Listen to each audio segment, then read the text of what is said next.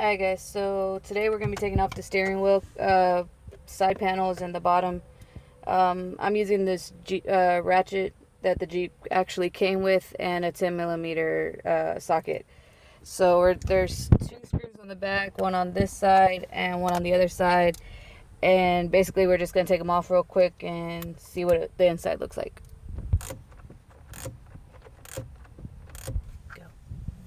Alright guys, as I'm loosening these screws and already you can see that this is starting to come off. Just remember on this one, just go at an angle because it won't be able to get it if you go straight. It's kind of weird like that. But yeah.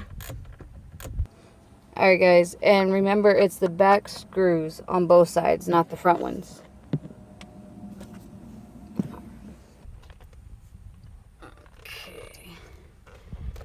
So it looks just like that, guys. So what we're going to do is unconnect 1, 2, 3.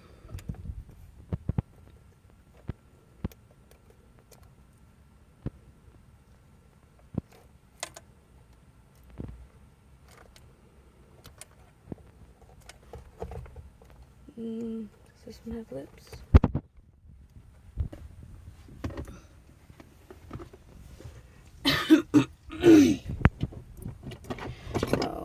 Okay, so alright, so now we're gonna take out 1, 2, 3, 4 screws.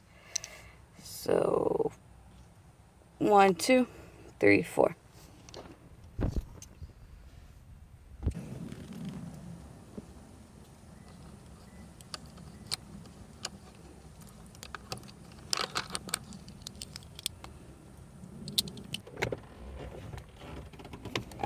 Alright guys, so we're just removing these last 2 screws and then that should be it. So, alright guys, so we took the last 2 screws out and this should be all just one piece. So maybe it comes off, maybe it doesn't, we shall see. And it's not budging.